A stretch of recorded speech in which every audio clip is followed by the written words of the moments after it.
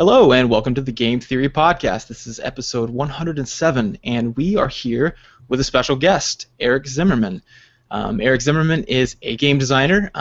If you haven't heard of him, then you can look him up on such sites as Wikipedia or ericzimmerman.com, which is a much better site to find more interesting data on him. Also, you can find the Institute of Play. We'll go into more of that later, and some of his other websites on projects that he's involved in. But hey, Eric, how are you? Good. Great to be here. Great. It's good to have you on. So, just to get started, I was wondering, what got you into game development in general? Well, I have always liked designing games. So, sometimes I run across kids like this, like the little kids that, for them, the idea of a good time is like drawing a board game on a large piece of paper and trying to get their friends to like roll dice and move pieces around and play their games. And I was one of those kids. I always liked not just playing games, but making them. So I would like invent rules for little plastic army men. I couldn't just sort of move them around. I had to have like alternate turns, ways that you could like shoot a marble to represent a gun to try and go over, and like if you knocked some blocks over on another guy, then you'd have to flip them over to show he was out of action. So I always loved making games and playing them with my friends, and not just playing them as they were given. So that sort of informed my whole childhood, whether it was doing variations on tabletop role-playing games or whether it was making up my own board and card games. I ended up studying art in college, so I went with a BFA, MFA track, and I have an MFA in art and technology. Although I have to say I'm not a programmer. I know a little bit of programming, but really I'm a game designer. So I've worked in the game industry for about 20 years, and I've done a variety of stuff relating to games. And really, games and play are my life's passion. So it's great to be here today to talk to you guys about that. Yeah, it's really fantastic. You were talking about as a kid making up those rules, and it seems like that's a common element for children. I remember being bored in church, and I would make mazes, and I was like, what if I put locked doors and keys in the maze, and then they have to find the keys in the right order to get to the maze? And it's almost like boredom kind of necessitated this kind of game design element, but a lot of people grow out of that. But for you, it seems like you just kind of stuck with that game, almost childlike sense of like innovation, which is I don't know. There's almost. Thank you for calling me an overgrown. Thank you for calling me an overgrown child. In the nicest sense of the way, yes. Yes, I think that's a big part of it. I mean, if you remember the Nintendo developer, what was his name? Remember Shigeru David Miyamoto? Yeah, Shigeru Miyamoto. He said that his inspiration for Zelda was that same sort of thing, this childhood wonder of like wandering into caves. And right. I think it's weird how our culture like kind of considers that we should grow out of that, but it really feels like creativity is something that we should probably stick with for a while. Yeah, well, I mean, that's actually an interesting question in and of itself. Brian Sutton Smith, who passed away several years ago, but was one of the greatest scholars of play in the 20th century, he actually came from folklore and studied a lot of children's games and traditional games. He has this amazing book called The Ambiguity of Play. And in that book, he looks at, it's not really like from a player or game designer's point of view, it's really from a cultural sort of anthropology point of view.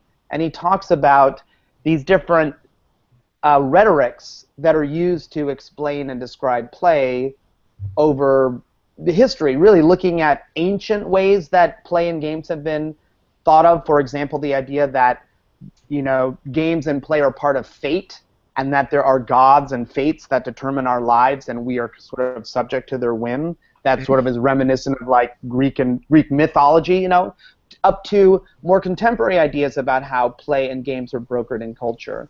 And the one that he says is the most prominent one is progress, but that play and games are there to help us become better people. That the adult version of play is that unless a game is educating you or increasing your cognition or making you a well-behaved state, then it's not really valuable.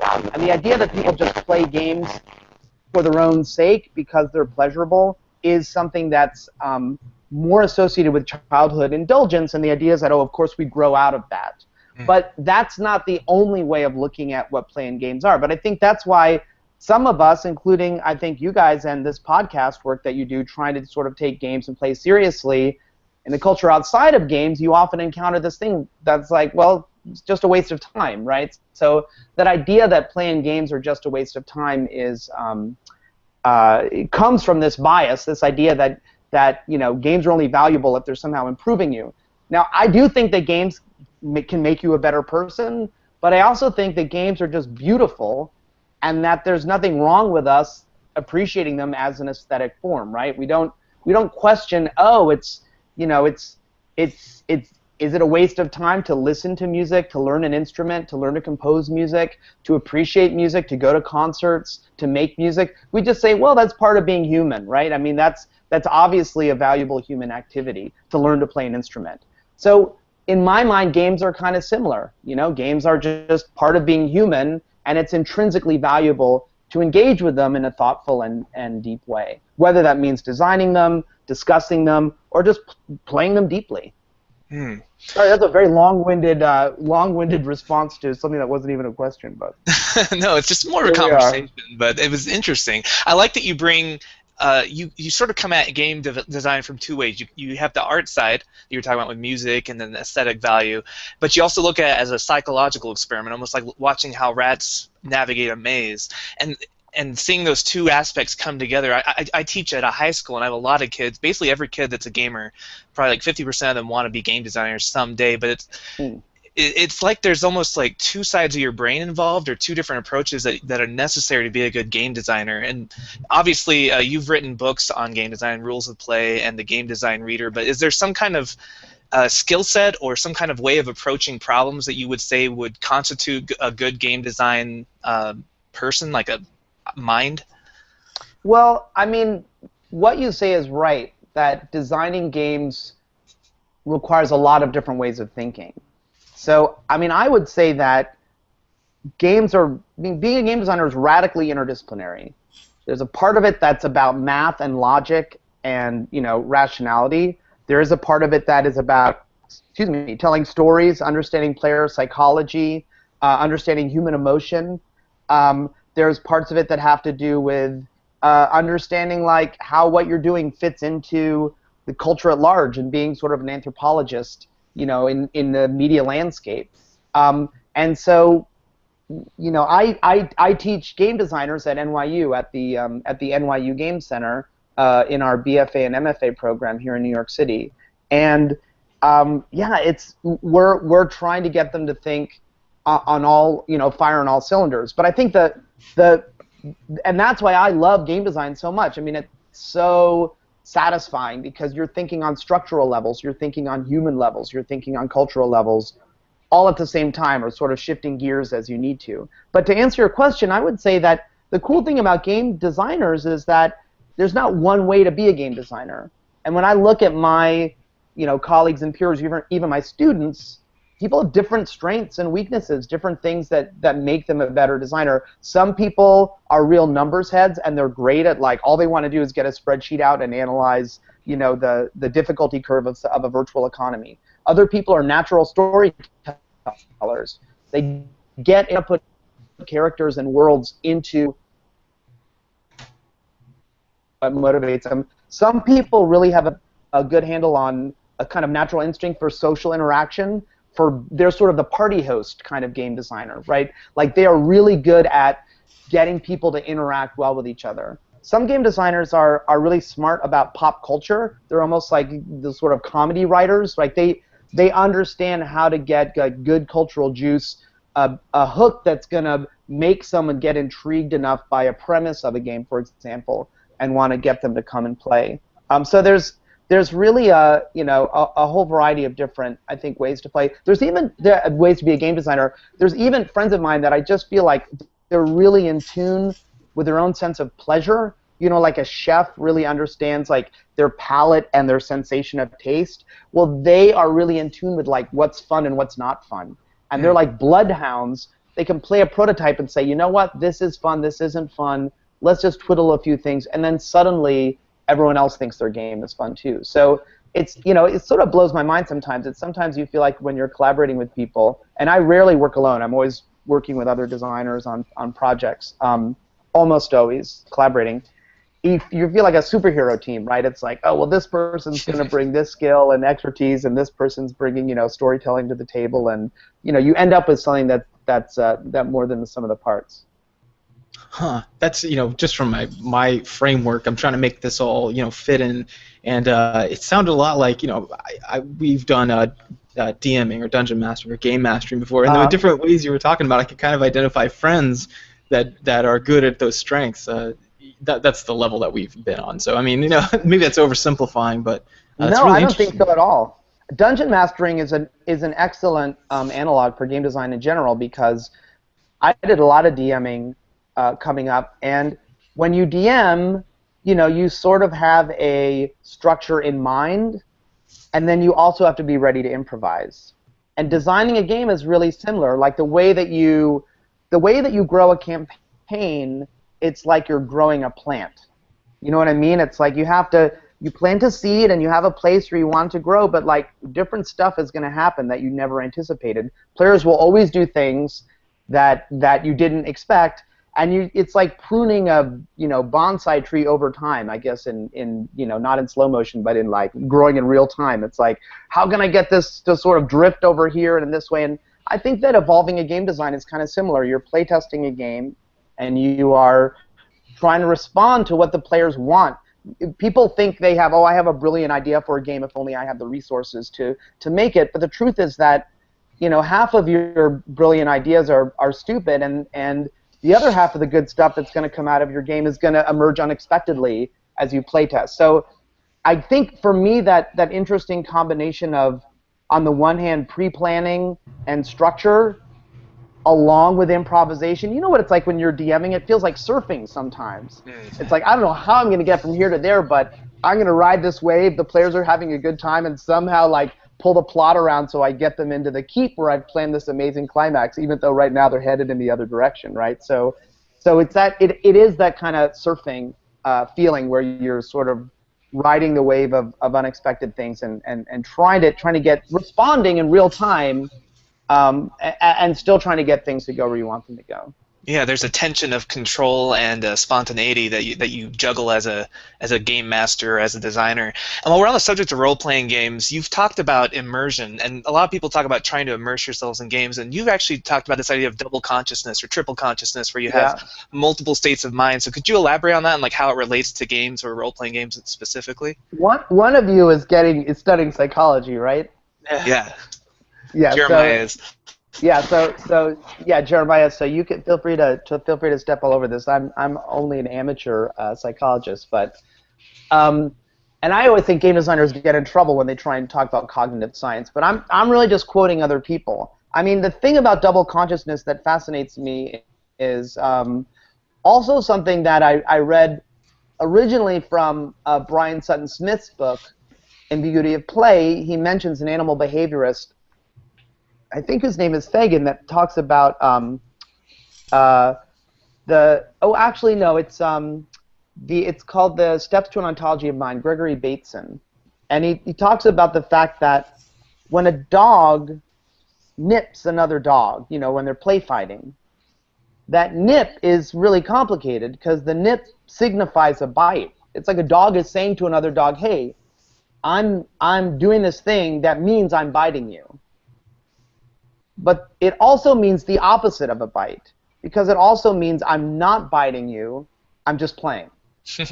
And so even in non-human animals, in mammals, we have this sort of like complicated semiotic little cluster of stuff that's about the double consciousness of play, that we're signifying things that we know aren't real, and it's that double consciousness that is play. Play isn't one of those two things. Play is the combination of those things. Play is this amazing interplay between I'm doing this thing, but I'm also doing this thing that I know isn't real, and the pleasure of what I'm doing comes from the kind of maybe the cognitive friction between those two layers. The the Gary Allen Fine, who wrote Frame Fantasy, who wrote in the 1970s about role-playing game communities, talks about the fact that when you're playing a role-playing game, there's like this level at which you are a character in a world, you're a player in a game, and you're a person who lives outside of the game, and you're constantly fluctuating between those three things all at once. You know, like when I give at NYU where I teach, we have this class called Games 101, and it's a history of games. And on different weeks, different faculty come and give a lecture. I actually give the RPG talk, and the first third or so of that talk is about D&D. But I talk about this idea of the kind of layered psychological state of the player. And you know, people that don't play games think it's sort of like the Mazes and Monsters, you know, that Tom Hanks movie from the 1980s, where he's like, I believe that the world is, you know, is full of monsters, and I am my character. The chick track where Elstar dies and she kills herself because she can't live without her. Right. I mean, it's the idea that you know, a gamer who's immersed in a game is sort of like in this mentally unstable state. But then I play. Is it is it Summoner's Rift? What's that video where they have they're using like 3D models from a game, and they're sitting around a table playing, and the guys Dark Dungeons, or it's the one that like, Dan Harmon. Use my magic missile. I'm attacking the darkness. Right, so even though that's a parody, it's actually a really good example of that is actually what a RPG session is like, because then you know, I play that whole clip for my for the lecture, or most of it anyway, and you can tell it's like sometimes they're talking about, you know, getting Cheetos, other times they're like saying, no, look at my character sheet, and they're speaking, I am Zortron, Master of Darkness, or you know, whatever they say in that video. So they're fluctuating between those layers at all times. So this is my thing about immersion. When I was coming up in the game, now I'm finally getting your question. We're gonna get through like anyway, like you said, it's not a question, it's a conversation. So stop being so self-conscious about that. But I do have a big mouth, so just feel free to interrupt me as I'm rambling on. When I was coming up in the game industry, I started in the early 90s, in the CD-ROM era, the first VR era of video games. And when we were working on a CD-ROMs, that was sort of like the beginning of 3D games, you know, with like Mario 64 or Doom, I guess, much earlier than that, a few years earlier than that. So sort of, and there was this obsession with like, well, people really believe that they're in these 3D spaces, and that the whole march of games is towards the holodeck. That eventually games are just going to replace. So it's this whole kind of mashup of 3D games and VR emerging, and 3D computer graphics, and people were just saying, well, that's obviously where games are headed, and obviously when you're playing a game, you believe that you're in this space, and it just never rang true to me. I just, you know, I really feel like if you're playing like an over-the-shoulder game where you see a character, that character is like yes, there's a part of it where you're exerting yourself into a 3D world, but that character is also like a cursor. It's a tool. The more you play the game, the more the surface reality becomes, in a sense, less important, and you're seeing networks of systems like, what's my, you know, resource curve power up, and I'm thinking about this deathmatch map as a kind of cognitive space where I know where people can camp, and I know where I can get a rocket jump off, and you know, and I don't know, bump myself up to another a level to look down on everybody. So it's not like I believe that I'm a character in a game. I just feel like that's a very weird, naive way of thinking about media experience, and this whole idea of meta-communication, just to go back to the dog nipping the bite, that's what game players understand. Yeah, I'm emotionally immersed in this. You can get emotionally immersed in poker too. That doesn't mean that you're in like, believe you're in some Alice in Wonderland world, and I wouldn't want to say that poker is less immersive than a 3D first-person shooter. It's just, you know, it is in a different way. It's using different kinds of, a different mix of our perceptual and social and strategic facilities, you know, in like a different set of ingredients, but basically the same kind of stew. So I wouldn't want to I just think an overemphasis on this idea of this naive idea of immersion kind of, it poops on all of the games that aren't about 3D spaces, whether they're really super cool personal statement 2D indie games, or whether they're tabletop games where the immersion is about face-to-face interaction with people. And for me, a game is a game is a game. On a fundamental level, what makes a game, what makes it meaningful for players, and how I teach people to design them to express those meaningful experiences with and for players is more similar than different across digital and non-digital media, across sports and interactive theater experiments and high-tech VR stuff and low-tech 2D games like Tetris or what have you. So for me, how do you two feel about the immersion question? I welcome disagreement if you guys feel like it's I'm off base. I'll give my non-psychology educated opinion first, and we'll see what Jeremiah says. To me, that it kind of blew my mind, because the way pop culture presents gaming is this inevitable march towards Ready Player One, where we're all just living in these VR worlds, or Sword Art Online, something like that. But then I think about games, and you talk about soulful gaming, where you just kind of you stop thinking about the mechanics and you start reacting to the game itself. Like, for me, that's how Smash Brothers runs. I'm not thinking like up B when I'm doing a move. I'm just like, I got to get to that platform. But I never think that I'm Pikachu. Like, I never lose that sense of I'm a player. Yeah. So I don't know why we lose track of that and start thinking like, oh, it's going to get so immersive we can't separate reality from fact. So I don't know, Jeremiah, we've had similar conversations before on that immersion aspect. What do you think? I've been fortunate enough to study immersion. My thesis was on video games, and I did some research there. But the funny thing is about tension is that it's really short in human nature, and so we can only attend to so many things. Sometimes we look at like aesthetic values, like how beautiful the graphics are. You can't help but notice. Like if you played the Star Wars Battlefront beta, it was beautiful. But then other times we attend to functional analyses. We're looking at how something is related to something else. Like how far am I from him? Does he or her? And what kind of rifle do they have? And what are they doing? And we're attending to that, and other things are falling to the wayside, and it's being processed, some of it, but then it gets falling out like chaff. So it depends on where our attention is being absolutely drawn. You get these casual games that are beautiful that you wander through, and then I think you're more aesthetically drawn and your attention is there. But then other times, no matter how beautiful it is, like Battlefront, there were times I forgot I was even playing a beautiful game. It's all concerned about like you were talking about, like where's my jump, where are they? So I think that's it. It's like where does the game designer want your attention? Is it the beauty, like Skyrim wandering around, or is it when I'm fighting a dragon? I heard Gabe Newell once give a talk, founder of Valve, and someone asked him a question about immersion, and he said, you know what? He said, I just don't find that word useful.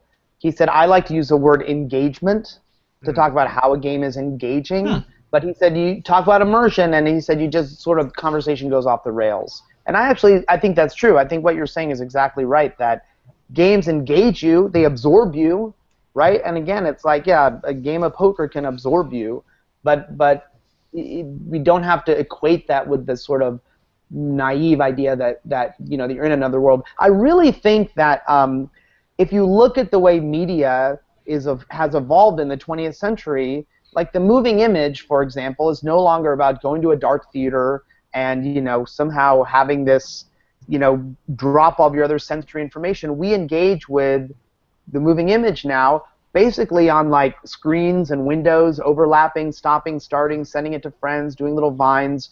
There's nothing immersive about that, right? I mean, some things might be more engaging. Sometimes we may want to go to a theater and see a huge screen that's all our perceptual vision, but even then, it's a social experience that has an economic element, that has a shouting at the screen or sharing your reactions with other people.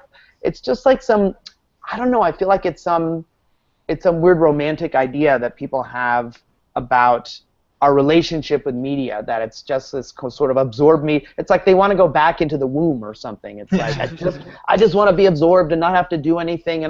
But in fact, the reason why that cheapens games is because it's the positive lean forward interactivity of games, the idea that they're systems, the idea that you become like a mechanic of these systems as you become a good player. That's what's so cool about games. So this idea that like, oh, well, just let it wash over me as I believe that I'm in a virtual world, to me, sort of undermines the stuff that's usual form that we're all here talking about. Yeah, it's that social aspect too that I feel is really unique to gaming. Like nowadays with digital games, social multiplayer online is very common. But even back when we were kids coming up playing the Super Nintendo couch co-op, there's almost a liminality of the space of sharing the couch together and being able to communicate as we play that is different from watching a movie with a friend or reading a book in a book club or something.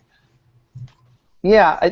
So your memory is long enough. So you're saying that indie local multiplayer isn't anything that new. You actually remember all Nintendo games. And it's hard to recreate that. Even when we're playing Here's the Storm Online or trying to do a Skype game of D&D, it feels physically different than actually being around a table playing a game like Sentinels of the Multiverse or poker or old school D&D.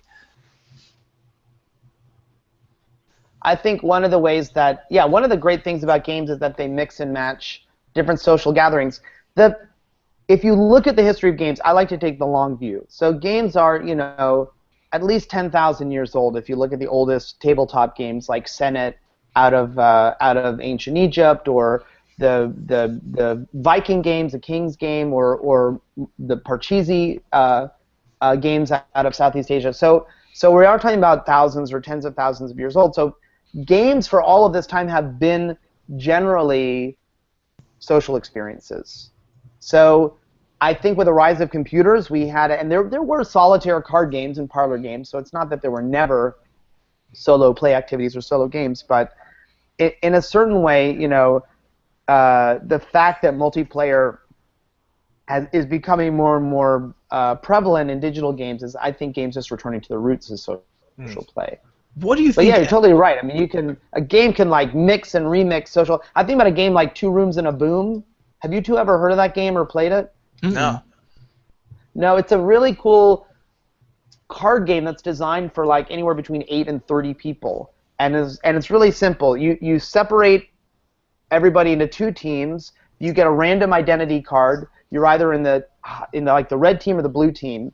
The blue team has a president that they're trying to protect, and the red team has a bomb.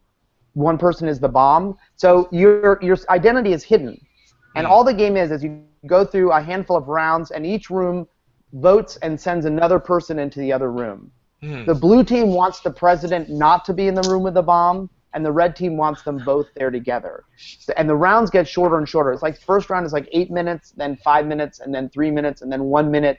And so then you're like, someone is in charge of the room, but you can vote and overthrow that person. And so people are slowly revealing what team they're on and trying to figure out who is what, where, and trying to like get information and then send someone to the other room to share that information with the other players. So, but that's such a totally weird. That's totally different than a local multiplayer game, right? Sitting around a TV. So I just feel like there's that involves like suspicion and teams and hidden roles and identities and deception and all these things. So yeah, it's within, like, games can do such amazing things because games, a game is like a social contract, right? We're all saying we're not going to cheat. We're going to all play by the rules. We're gonna play hard. We're gonna stick around to the end of the game, right? There's all of these, and so it's like a game is like a little miniature society that springs up because we all voluntarily decide to do it because we enjoy doing it. I mean, generally because we want to have fun and play the game, and so yeah, there's a lot of really cool overlap there. So, what's your research about now?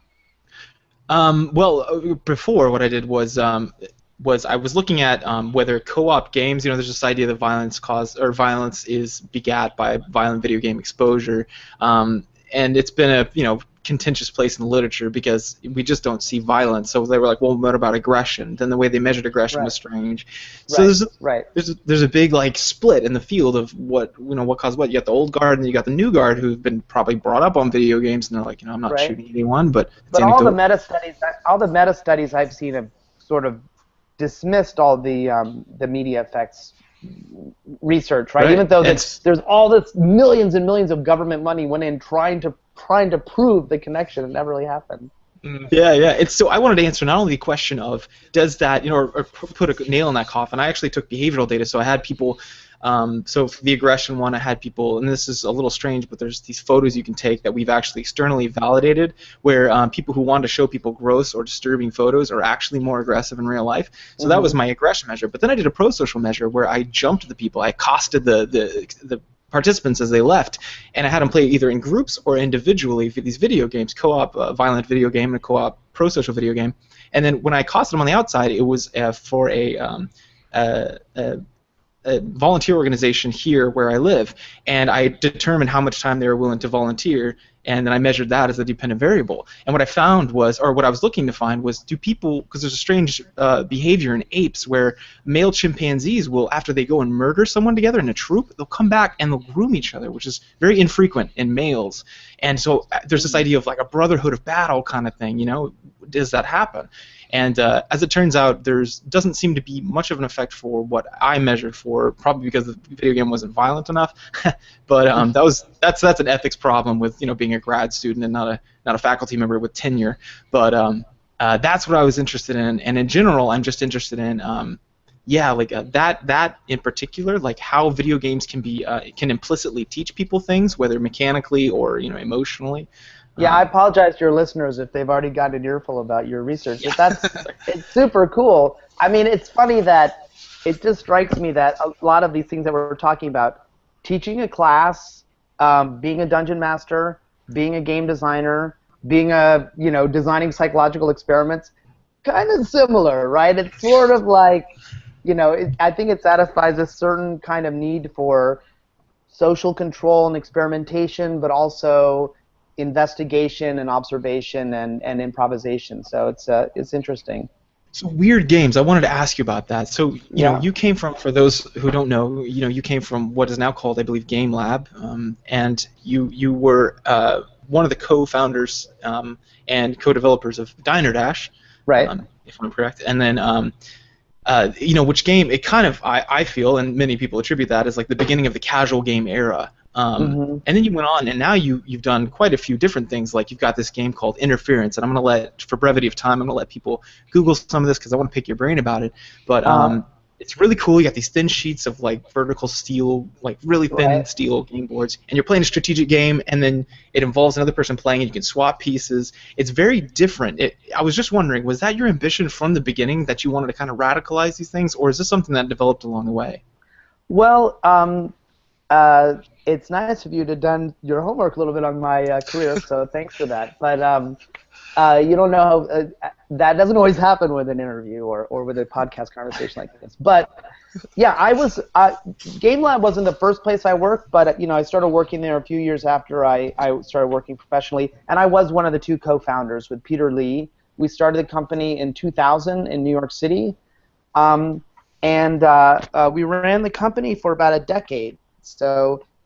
And you're totally right that the beginning of what are now called casual games. I still kind of hate that term because it's like, what musician likes to say, I play casual music, you know? But Taylor Swift. But let's just use it because it's, you know, it's in use. So yeah, Diner Dash was around. I mean, Diner Dash was released like, you know, within a couple of years after games like Bejeweled came out, and the very beginning of that. Of course, you can always find roots for stuff. I mean, Tetris predated us, you know, by a decade or more. So it's, you know, it wasn't like we were that innovative. But yeah, in terms of the whole casual game, what Jesper Juhl writes about in his book, The Casual Game Revolution, Diner Dash was very early in that whole thing. So here's the way I want to phrase it.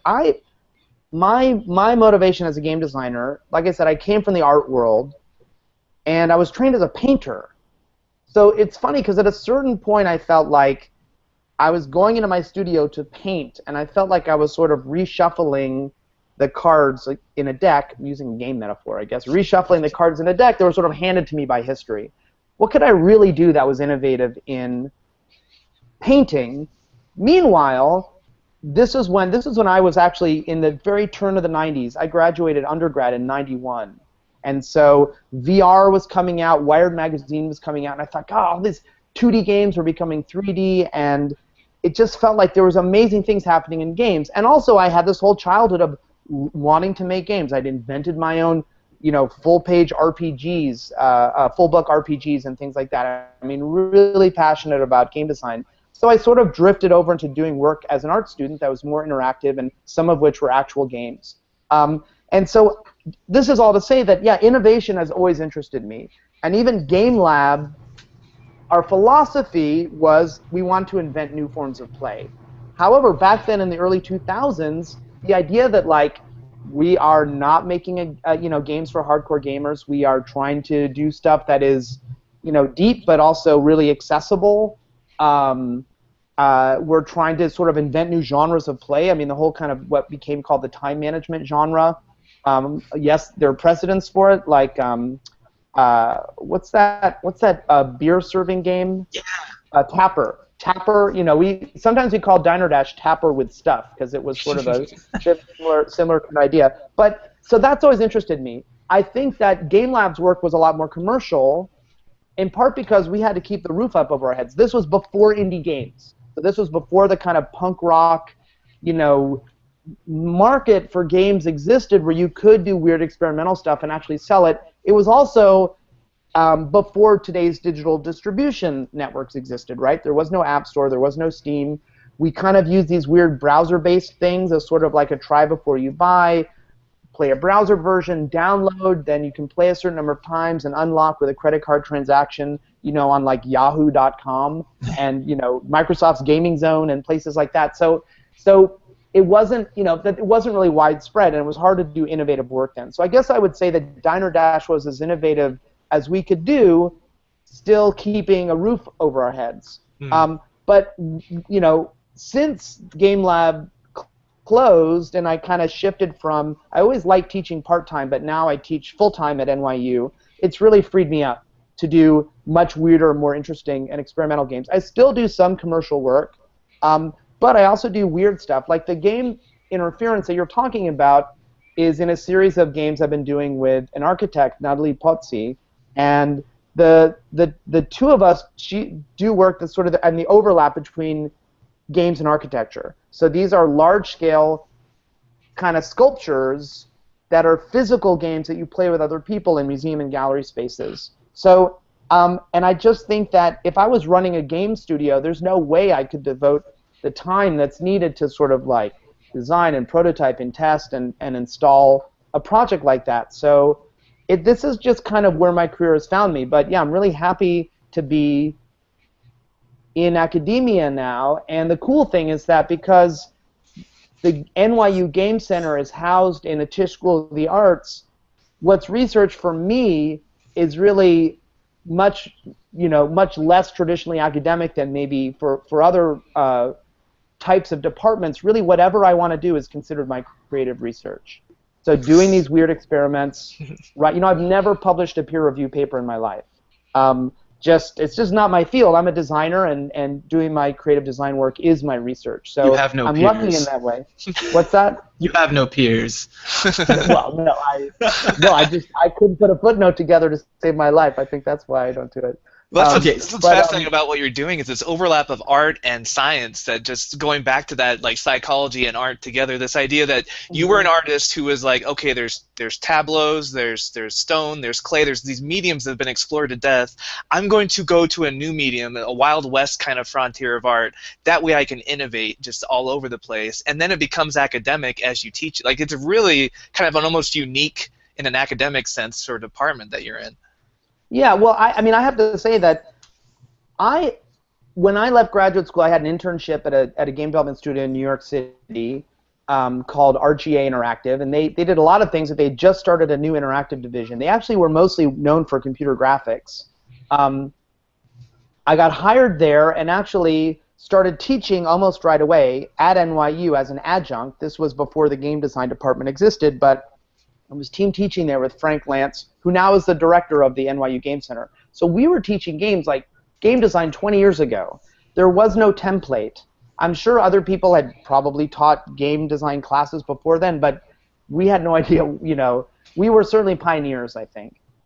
And also part of what, just to go on your comment, David, about the, coming from the art world, in the art world, you've got all of these schools of thought about it, like, what is art? What are artists? What's the proper way to relate to your audience? Like, what's the difference between art and commerce, or like how do you relate to history? And there's not one answer. There's all these competing schools of thought that change over time, and all these isms of, you know, modernism and postmodernism, or, you know, futurism and situationism, and, you know, all of these different things. And that's the history of art, right? That's the history of all these movements around the world. And there was nothing like that in games. There was no pretentious, you know, critical discourse that could let us, you know, like bridge theory and practice. And so a lot of what Frank and I did, Frank Lantz and I, we had to kind of invent that discourse as we started teaching. And then that became Rules of Play, which is the textbook that I co-authored with Katie Salen, who was another designer based in New York City at the time. So that book is now a standard textbook for game design that came out, like, I think like about 11 years ago. But we spent many years writing it, and it was just really like, how do we talk about what games are? Now there's a new book a week on games, but then there was very, very little, especially from a design point of view. So yeah, it was a really exciting time. I have to say that you really felt like we were maybe less inventing, but discovering, like, I wanted to think about what is game design if it were a field like architecture or graphic design. If it were a real discipline, what would that be like? And I don't know if either of you have seen this book, Rules of Play, but it's the result of that. And, you know, I think the happiest thing for me about it is that the book is still used a lot. It still sells. I mean, we haven't updated it in a decade, but it still sells more year upon year. People use it as a standard textbook, and it's in a whole bunch of languages. So I'm really happy about that, and you know, that was helping establish a field, which I hope, you know, now. But now I feel like there are those debates. Now the great thing is there are people saying, well, I'm a formalist, and formalism means this, and other people saying, well, that's bullshit, and you don't care about the politics of representation. People, you know, like. People coming at games from every angle, cultural angles and structural angles, and you know, people saying, well, games are about designers' intention. No, games are about what players actually do with games. You know, the kind of like the author's humanity dead, versus right? social science, you know, conflict. So I love that. That didn't really exist when I started in the game industry. So every time people start having arguments like that, it's just like music to my ears. You know, I mean, now I feel like we're in a really robust cultural field. Did you get a chance to play Last of Us, speaking of different disciplines and being taken more seriously? No, I know the game, but no, I haven't played it yet. Oh, man, it's beautiful. Okay. We reference that sometimes when we talk about, you know, being taken more seriously. Yeah, our show is we basically, Jeremiah comes at it through a psychological lens because that's where his training is, and I went to grad school for literature, so I'm looking at more of a, you know, postmodernism, structuralism. I'm applying all that bullshit to, like, video games and treating it like a medium, like you would the novel. So these are the debates that we have now, and I feel like you laid the groundwork with this idea of, like, elevating video games to something that could be put into the Museum of Modern Art, you know, in New York City, or just something that we can discuss with the gravitas that used to be more of a dismissive, like, oh, whatever, they're playing Pong, they're playing Mario Brothers, it's just kid stuff. Yeah, I mean, yeah, it's true. And I guess I would say I think that I have mixed feelings about the whole games as art debate. I mean, on the one hand, you know, I definitely think that games appear now in the art section of the New York Times, and that's where they belong, not in business and technology where they were for many years. So that's, you know, that games are protected speech, like other forms of cultural expression. Not differently because they're somehow like or more culturally valid. Those were court battles that went on for many years. So same thing happened like comic books, right, decades earlier. So on the other hand, I also think that, you know, I'm not convinced that games should aspire to like museum art as the highest form of culture. I think in the 21st century, the most influential culture is not necessarily that gets enshrined in these, you know, the museums. Which are sort of more historical, but is something that's like the most interesting cultural forms are stuff that people are exchanging and modifying, hacking into, trading, sharing, and games are part of that. I think games have always been customizable and interactive, even, you know, thousands of years ago. So, but sometimes I feel that, yeah, I mean, you know about contemporary art, right? If you're talking about things like postmodernism. You know, it's not, you know, sometimes people have this very romantic idea of like, well, great art is about the artist expressing their inner self, and it's like, well, that's that's one thing, but that's not what postmodernism is about. That's not what most 20th century contemporary art is about, right? So it's more a collaborative it's complicated. audience and author finding meaning together. Right. Totally. Yeah, totally. And the great thing is I think games have been in that space since before that stuff got cool in the art world. So we had a question from one of the listeners who was a game designer, and he was wondering about there's just kind of feels like a hot new thing, especially in the Wii U of all things, but that mostly because the system pushes that. But asymmetric gameplay, he was wondering like from a design point of view or from just picking your mind. So how do you make like the teams or sides, characters, and how do you keep it powerful, relatively balanced? Like, what are your thoughts on that? It's a really good question. It definitely tickles my kind of structuralist, game designer fancy. To give you an example, I had a game. I think asymmetric gameplay is sort of increasingly what people expect, as opposed to a purely symmetric game. Chess is almost purely symmetrical. One side goes first, but other than that, we have the exact same startup, exact same units with the exact same capabilities. I do the same stuff on my turn that you can do on your turn. The one difference is one person goes first. A couple years ago, a game of mine came out called Quantum. It's a tabletop game. That's a science fiction strategy game, and it's a symmetrical game. There aren't special powers. Everyone basically can do the same thing on their turn. The nutshell pitch is that it's a sci-fi game where dice are your units. So you're actually moving dice around the grid, trying to capture planets, and the number on the dice is its movement. So a 6 is a scout, and it can go really fast, and a 1 is a really slow-moving battle station. But the number on the die is also its power, where low numbers are more powerful. And also every ship has a special ability. So the scout can re-roll itself. So you can send it across the map and then re-roll it into maybe something more powerful once it's behind enemy lines. So that's the game. It's a simple but hopefully deep game. But one of the things that players wanted they wanted special powers, or what tabletop gamers sometimes creepily call racial abilities. They want the elf versus the troll versus the dwarf, and so orc. I guess orc is the more of the paradigm. But anyway, you get what I'm saying. So I'm working on some expansion ideas now, and that's one of them is adding special powers for each player. Now, as a game designer, it's cool because you can add special stuff to the mix.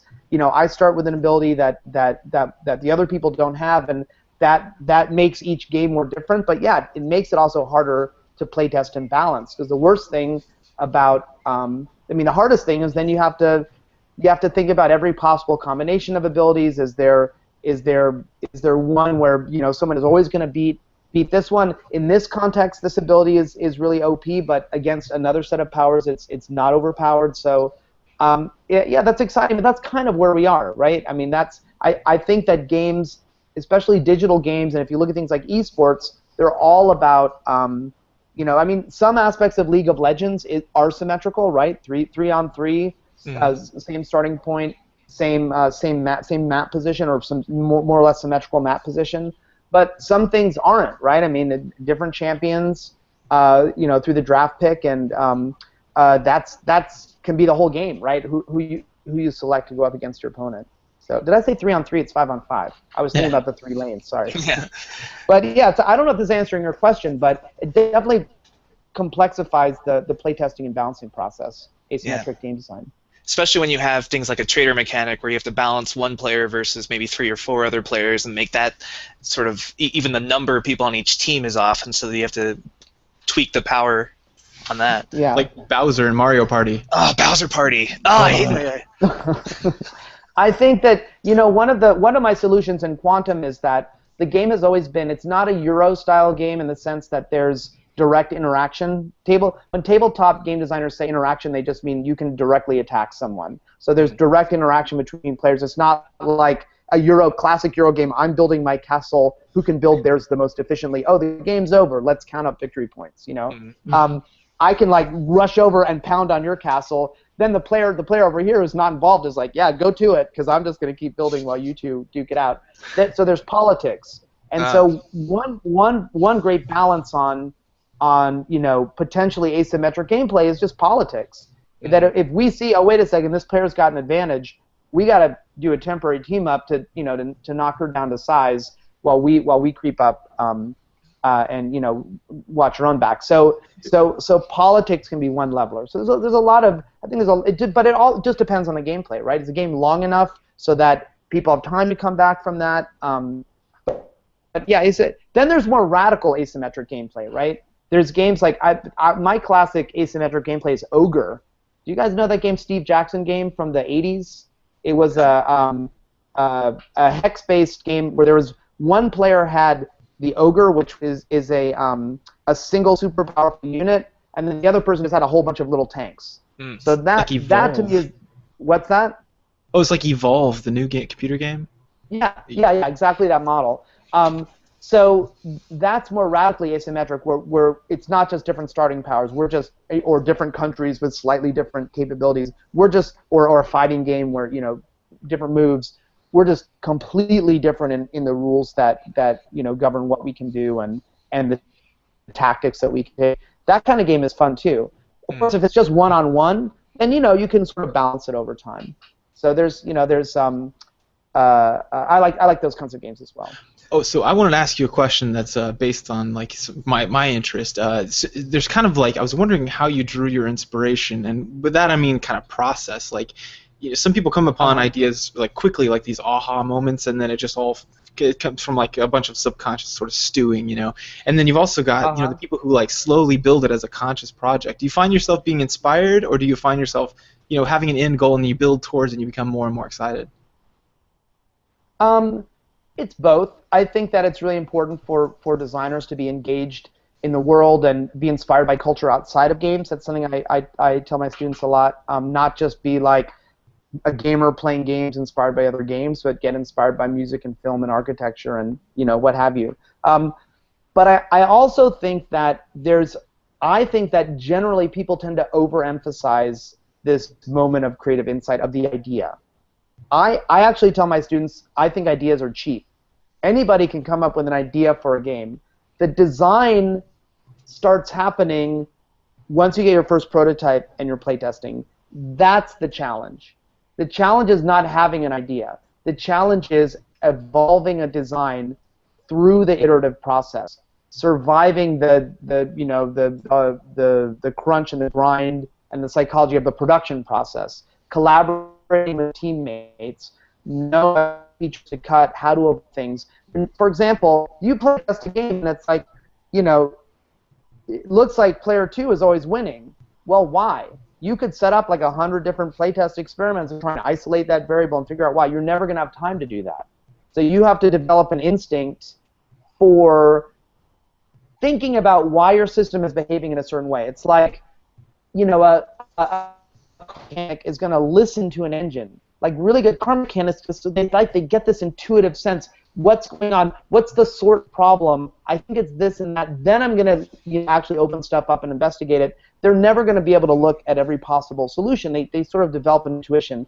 As you're evolving a game, you sort of do a similar thing. I'm just going into detail to say that to me is design. Design is not the idea. Design is the way ideas evolve over time. It's the same thing we were talking about growing the plant earlier. It's the growing of the plant. It's the seed. You know what? You really just take any seed in the pack, right? Doesn't matter which one. The design is being a good gardener is not the seed that you pick. I think, although it's obviously part of the final product, it's in the love and care that you get your time. Because you have the most beautiful seed, you just if you don't water it, plant's gonna die. So I don't know if that metaphor totally works, but I hope you understand what I'm trying to say. Yes. I think people overemphasize ideas, and I'll tell you why. So a group of students is together. I give them an assignment. If I didn't push them to prototype as quickly as possible, they would just sit there and argue about who's got the better idea until the deadline. But in fact, for me, truth is playtesting. The truth is in your players, not in your head. The truth is in what are your players enjoying, what are they getting frustrated by, and the process is an iterative process, meaning that you iterate. You prototype as quickly as you possibly can. You base design decisions on what actually happens. You analyze a playtest, you make changes, and you playtest again, and that is how you design a game. I'm very fundamentalist when it comes to this. I know, if you want to design a quirky art game, You can also playtest all of the uniqueness out of a design if you're trying to please everybody. So I'm not saying that playtesting is everything, but in general, I think I'm very much a designer in that way. I mean, I want to. I don't trust myself as much as I trust my players, and I like thinking that I collaborate with them as I evolve a design. And I also think that in terms of being a designer, making you a better person, I think for me it's like expanding my ego beyond myself. It's not just about me and my ideas.